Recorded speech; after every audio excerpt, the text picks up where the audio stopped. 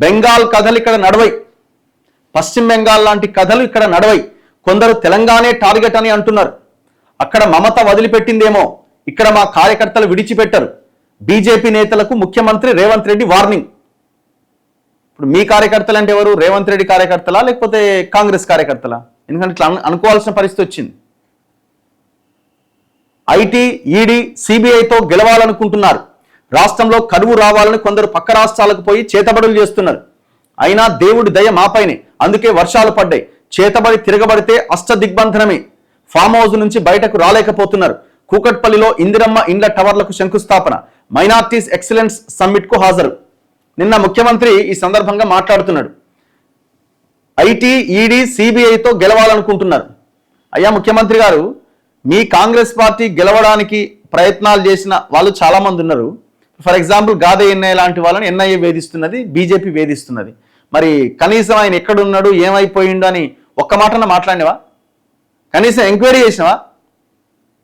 ఆయన ఒక అనాథాశ్రమం నడుపుతున్నాడు, 160 మంది పిల్లలు ఉన్నారు.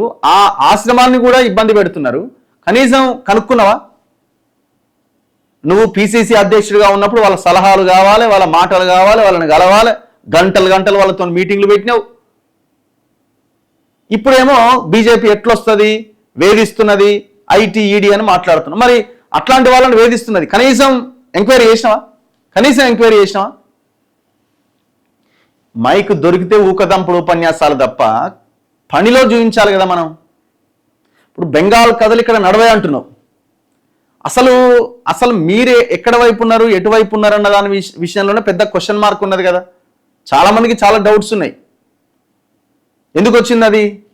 ఆ డౌట్స్ ఎందుకు వచ్చినాయి?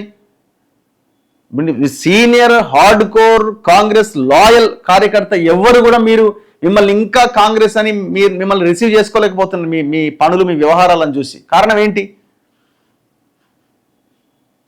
బెంగాల్ కథలు తెలంగాణలో నడవనీయమని ముఖ్యమంత్రి రేవంత్ రెడ్డి పేర్కొన్నారు.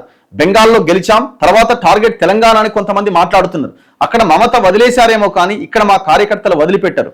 వాళ్లకు చెప్పిన సిబిఐ, ఈడీ, ఐటీ సర్లను ఉపయోగించుకొని గెలవాలని చూస్తున్నారు. సర్ పేరుతో ఓట్లను తొలగించాలని చూస్తున్నారు. వాళ్ళ ఆటలు సాగనివ్వమని బీజేపీ నేతలకు ముఖ్యమంత్రి స్ట్రాంగ్ వార్నింగ్ ఇచ్చారు.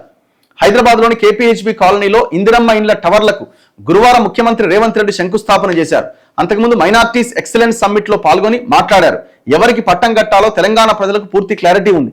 ఈ వ్యవస్థలు వాడుకొని గెలవాలనుకుంటున్న వారికి చెక్ పెడతారని ధీమా వ్యక్తం చేస్తున్నారు.